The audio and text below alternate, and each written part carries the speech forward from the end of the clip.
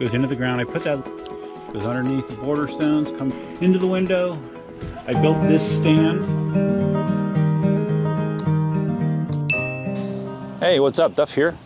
I was asked by Murray actually to do a update on how my Coop solar system has been performing. This was installed back in 2019, April 2019. And other than I think I did one update like a month after it was put in place, but I really haven't talked about it since then. And I just wanted to give you guys a latest and greatest with how the system's been doing.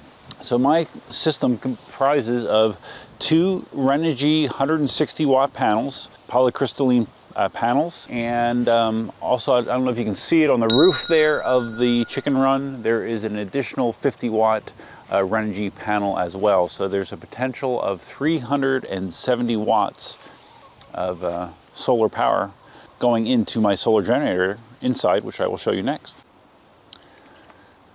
Okay, right here is one of the 2 remaining residents of the chicken area, believe it or not.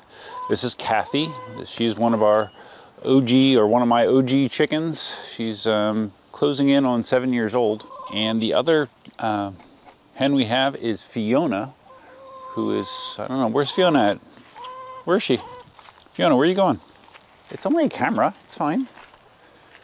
Right there's Fiona, and there she goes. Scared for no apparent reason.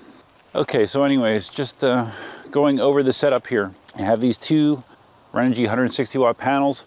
They are on adjustable mounts where you could change the angle of them. Early on when I got the solar system, I was actually changing the angle of the panels because based on the time of the year, there's an optimum angle to maximize your solar production. I was very surprised to find in Florida that even in Florida, which is, you know, closer to the equator, there's still a large variance in the optimum angle, somewhere around 40 degrees. In the summer, like in the middle of June, the optimum angle is almost flat. In the, I guess December, the optimum angle it's close to 45 degrees. So there's a large variance to optimum angle. When I first put this in, I wanted to make sure I was getting the most power possible, and I was adjusting those panels every month. I put my little angle, my angle application on my iPhone on the panel and tried to get the angle what was recommended for that month.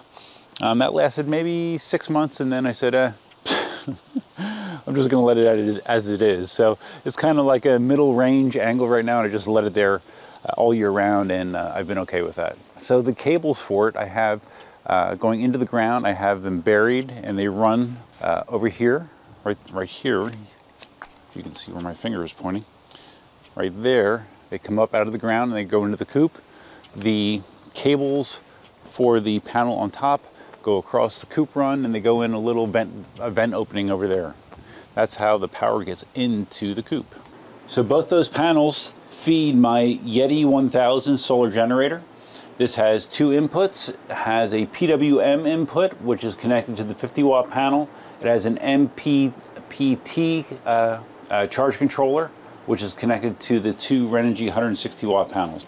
MPPT chargers generally make slightly more power than PWM, so that's why I have them on the higher power panels. You probably cannot see the display very well, can you? And you probably still can't see it. Right now the unit is currently has an input of about 215 watts, which isn't bad. I think the most power I've ever seen on this was slightly over 300 on a very sunny day when I had optimum power or optimum angles on the panels. That's the most I ever saw coming in at once. But even at this rate, it's more than enough to recharge the solar generator during the day. And it's funny, when Murray asked me to do a video about my solar system, I thought I was actually going to be doing a video about how to troubleshoot my solar system.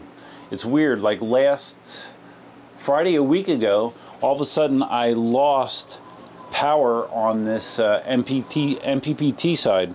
I was getting no power in it whatsoever. This LED light was not flashing. Hi Kathy, hi baby.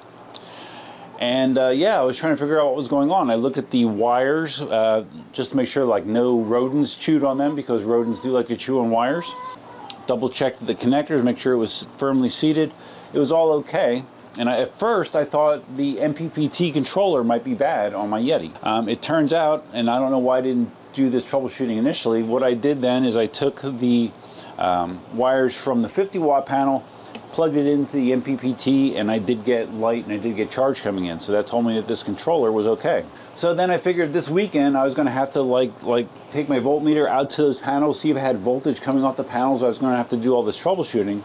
But then yesterday I'm in here cleaning the coop, and I just start looking at these wires here. You know, these connectors here that connect to the wire feeding the solar panels outside. And I looked at the one connector and it looked normal. I looked at the other connector and it looked like it was slid apart a little bit. And then a light bulb went off in my head. Probably, I don't know, 5-6 weeks ago, I had this stuff that you see sitting here. It fell off the shelf, fell onto the ground. I was cleaning and I don't know, wasn't paying attention. And it hit these wires here that feed the solar generator.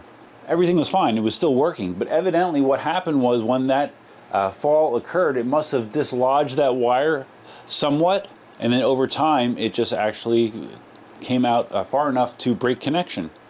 So yesterday all I did is I pushed it back together hard, bang, everything works again. So yeah, I like problems like that kind of fix themselves, or are easy to fix at least. So yeah, everything's working as is once again. As far as the power draw on the system, I actually have significantly less power draw than I used to. I used to have a wired DVR system here connected to, what did I have? Did I have 8 cameras? I had a bunch of hardwired cameras here, which all required their own power. All that is gone now. I've replaced all of the hardwired cameras with Ring wireless cameras. Some of them are plugged in. A lot of them actually have their own dedicated solar panels outside, which I can show you. But the bottom line is my solar draw is much less than it used to be. As you can see, just here is one of them, one of the Ring wireless cameras, one of the solar panels that totally provides power for the camera system. You know, I don't have to ever touch it. I don't have to ever change the battery. It's good to go. Now, of course, it's a pricier option if you add up all the separate Ring cameras compared to a conventional DVR. It's a pricier solution, but it is more flexible. It does offer cloud backups of your recording, which you can access anywhere, you know, on the app or on your computer, anywhere. So that's definitely very convenient. And it's funny, when I put this in, it was, like I said, it was April of 2019. I had no idea that I was going to be putting in a full house solar system, which you see in the background there. My 48 panel, 15.4 kilowatt whole house solar system as well. Maybe this was the precursor to that. Maybe this made me think about it more. But yeah, this was first, and then Big Daddy behind me was next. So overall, yeah, it's performed well.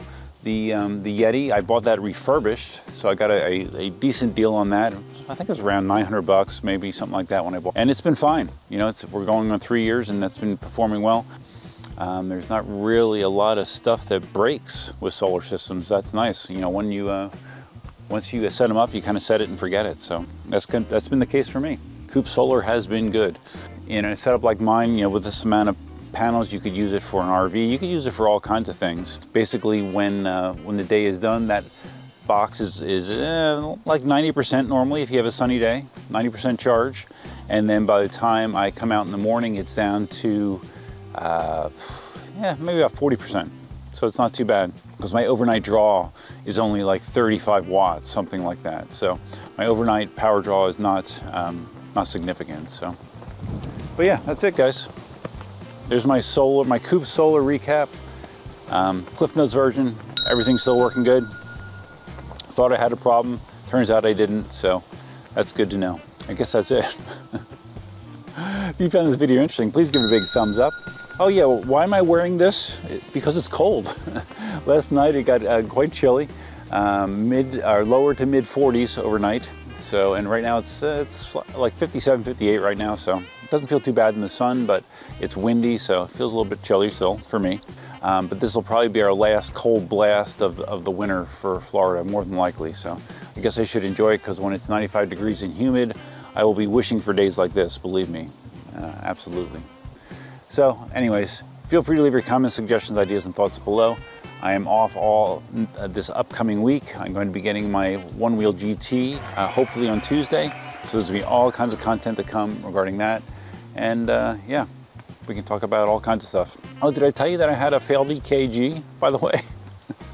Yeah, I had an electrocardiogram as part of my physical. I think I didn't mention this on video before. I had an electrocardiogram as part of my physical, and it came back as abnormal for some reason. It's kind of surprising, but I got a referral to a cardiologist, so in April sometime, I guess I'm gonna go to the cardiologist and have them do a workup on me. So yeah, it's great getting old. So that's all I got, guys. Till next time, Duffman out. Say hello, Sadie. Sadie. Sadie, hey. She's not much of a ham. What are you doing? What? What are you doing? So I need some Advil, right? She's like 14 and a half. Old girl. You ready? You wanna go inside? Okay, let's go inside.